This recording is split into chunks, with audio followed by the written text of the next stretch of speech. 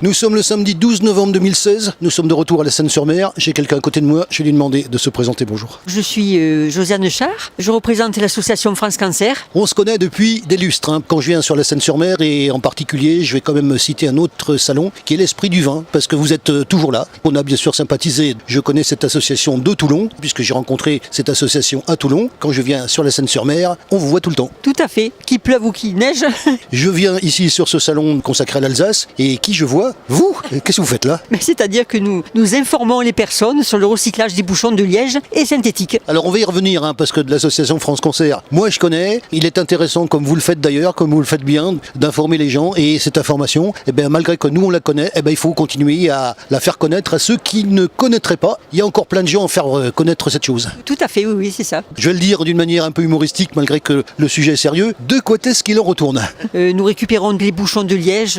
Les personnes viennent nous voir, nous informons sur le recyclage. Nous les récupérons chez les particuliers. Avant, on parle de bouchons, hein, on est bien d'accord, les bouchons de bouteille. Hein. Alors les bouchons de bouteille, bien sûr. Le liège est synthétique. Alors le liège, donc, ils sont recyclés chez un liégeur de Fréjus. Il en fait donc des panneaux d'isolation pour le bâtiment. Puis tout ce que vous connaissez en liège, talons de chaussures, chapeaux, sacs, joints de culasse, enfin, etc. Il y a les synthétiques qui sont recyclés donc à Oyonnax. Ils en font donc des polaires, les vêtements bien sûr, les revêtements de sol pour les jeux d'enfants. Ils refont des bouteilles en plastique. Tout est recyclable chez nous. Nous les récupérons chez des cavistes particuliers et restaurateurs. D'abord, on parle des bouchons de bouteilles de vin. Ne les jetez pas, gardez-les. Et puis bien sûr, il y a, pour que cette association puisse les récupérer, dans chaque ville, vous avez ce qu'on appelle des points de collecte. Bien sûr, là nous avons un stand sur le salon. Nous disposons de points de collecte.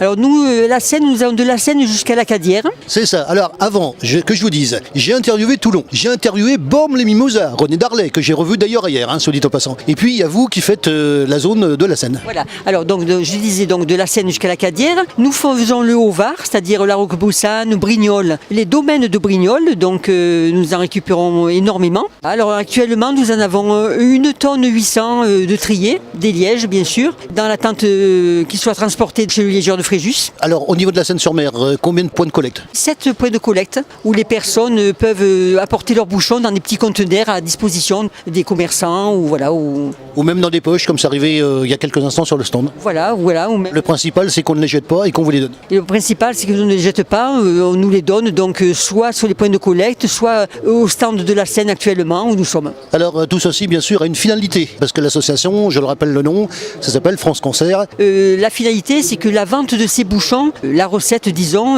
va intégralement aux 2 chercheuses du CNRS et l'INSERM de Nice. C'est pour le cancer du côlon et de l'œsophage. Le peu que nous récoltons, nous les mettons à disposition de ces chercheuses. Ça leur permet de changer leur matériel médical qui est très cher de recherche quand elles en ont besoin et surtout d'employer à l'année un ingénieur-chercheur. Alors une fois que ces bouchons, vous les avez, qui sont dans des points de collecte, qu'est-ce qu'ils deviennent?